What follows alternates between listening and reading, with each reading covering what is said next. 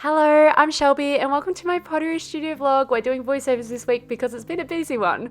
So last week I was talking about how I'm having issues with getting enough pieces finished each week because I've now made more pieces than what my tiny kiln can handle. It's caused massive bottlenecking issues already, which would usually be fine. I would work through it, but because I'm trying to do a weekly tally of finished pieces, I've actually lost count of what pieces are for where and for when and where I should show them off, because like these logs are like 2 weeks behind, so I had enough time to actually fire them, but now it's caught up already. I actually decided to write a list, but then even with this list it became tricky to align the pieces with each week, because once they've been glazed and waiting for their firing, I actually cannot tell which pieces are for what week anymore because you can't see the design. So I decided to switch it up this week, and I think those bottlenecking issues are going to be fixed as you hear the announcement at the end of this video, and I'll probably put it in the title because I'm so excited. Okay, so hi. If you are new to this vlog saga, I'm currently getting ready for 2 major events. I'm getting ready for Craft Lab in Ballarat, which is happening on the 27th and 28th of May, and also Finders Keepers on the 7th to the 9th of July, which is happening in Melbourne. In order to have enough stock for each event, I allocate 100 pieces for Craft Lab and 500 pieces for Finders Keepers, totaling 600 pieces I need to finish in a short amount of time, which tallied up to be about 63 pieces each week to finish. This week I'm actually working on some mushroom butter dishes, my original Aussie Animals, and I also did a couple of mini mushrooms and a lovely collection of springtime blooms inspired by Australian native flowers. This week was also the week before Craft Lab, so we got to check out our alcove space and use it as a time to prep and prepare the space. As it is so deep and narrow, it was fabulous to see it because it didn't change my plans on how I was actually going to set it up. This was also my friend Steph, who's my pottery pal, who totally didn't realize I was filming. You'll see her come up and chat to me in a minute. But yeah, it was a bit to plan and think about. The next morning, I also had an impromptu meeting with some very special people from TikTok. I know, right? TikTok organized a meeting with me. I left the Zoom call absolutely shaking because I've been selected as one of 5 Australian creators to be a part of a very special opportunity. I've given you a sneak peek here for next week's vlog of what it is, but I can't share too much until next week, okay? I just realized how fast I was talking and I need to take a breath, but there's been a lot of exciting things happening this week. You know how sometimes everything, like when it rains it pours, like everything always happens at once, for good things and bad things. So I'm gonna take a breath and talk a bit slower. From here, I began getting the Australian animals all dressed up. The Aussie animals are my loves, but gosh, they take a huge amount of time, love, and patience to bring them to life. I do them in stages now to keep the process a little bit more productive. I start by laying down the eyes and the facial details, and then do the arms, and then add all the florals in their arms. It's so funny to me to now be known for the mystery molds and to have people literally ask me, like, is the mystery molds all you do? Like, do you ever create anything of your own? Which is actually so insulting in itself, because the molds, I'm just pouring the canvas. What I create on the pieces is my own, but sometimes I think they just don't know how to ask the question, have you ever designed your own mold? Because yes, these are mine, and I'm slowly growing the collection every year, and this is what I started doing way before the mystery molds and what I was originally known for. So it's so funny to be known for something else now, especially here on YouTube. So my plan to actually get the 60 pieces done each week is to balance out the painting with stuff that feels more natural and can be created with a lot less concentration, and pieces that take a lot of concentration to execute their perfect results. But this week, every piece I'm working on requires time and high concentration, but we're going to see how we go.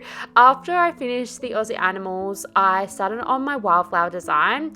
I want this to feel like a beautiful cottage garden has come into bloom around the vessels, and I want it to feel soft but colourful, bright and joyful. And I actually did a collection in last week's vlog, which if you saw that, it was actually a golden wattle collection, but I didn't explain why I had picked the pieces I had to paint on. So my idea is that with each collection, I have selected a variety of vessels and shapes to paint the same design on. Each design is obviously different because they are all hand painted and free-handed, and there's no plan on where the flowers get placed. It's just whether they feel balanced on the piece.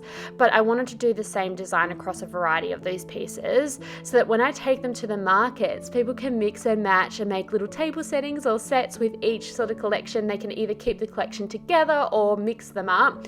So for example, I'm painting a tumbler and paint palette in this week's video, so this would be so perfect for brush water and to mix your paints with. It would be so cute, but you could also like mix one of the golden wattle tumblers with this collection, and I can just see it coming to life. And I also did a bunch of plates and mugs with tea and toast sets, or milk jugs and teacups for a perfect little tea setting. And yeah, I just also wanted it for a mix and match flower look, and I also just can see them all sitting on the stall and feeling so special, like their own little wildflower, and it's just going to be beautiful. Okay, I can already visualize it. But in particular, this collection I really fell in love with, and I am actually just going to give you a minute to enjoy the painting like good old times in the mystery mold videos, and also let you know the mystery molds are coming back very soon. They are coming back in June, and I'm so excited to share the mystery mold fun with you again. But I'll let you enjoy some painting, and then I'll come back to the kiln firings.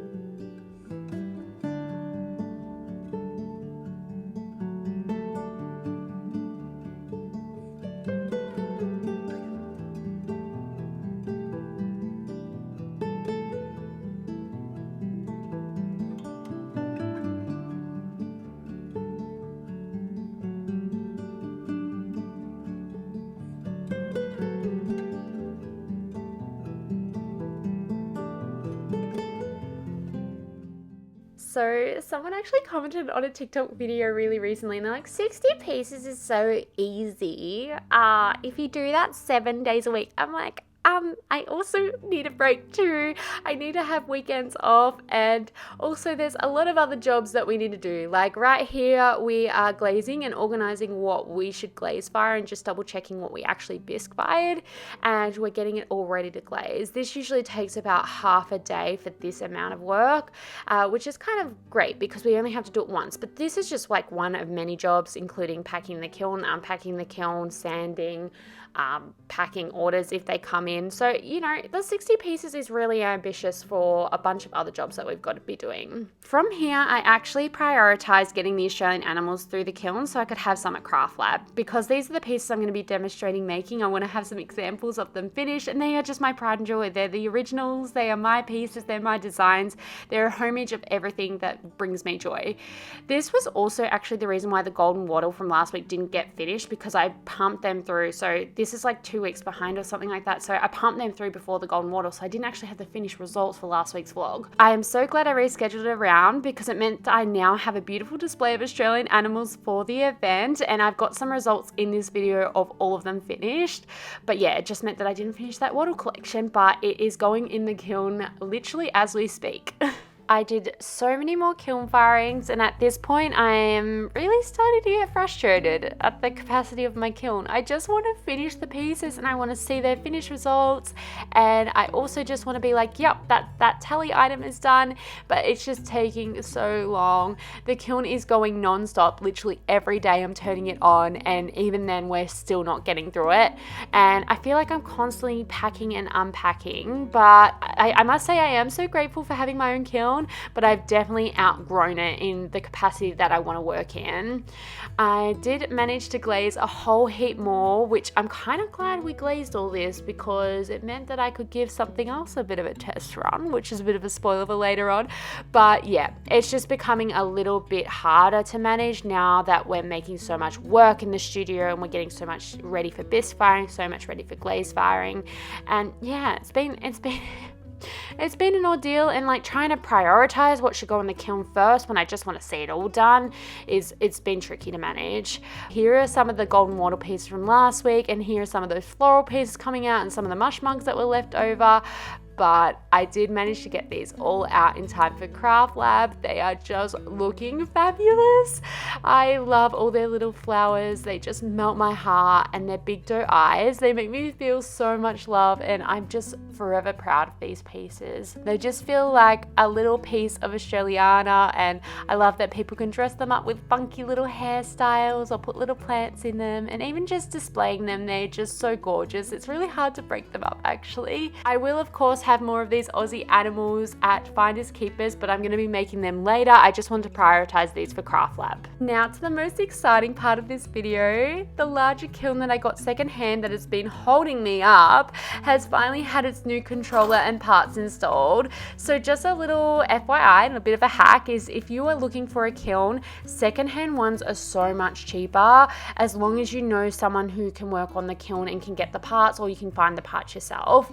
I'm going to explain this in a very simple way, but it is a little bit more technical than this. But kilns are practically a big insulated brick box. The elements heat up inside like a toaster, and they warm up the bricks, and they just keep holding the heat and heating up gradually over time. As long as the elements are good, your thermocoup in the kiln is good, and you have a controller that works or can get a new one installed, it is literally as good as new. So for my kiln, I've been waiting for a new controller for some time. The controller on this was actually broken. You can no longer get parts.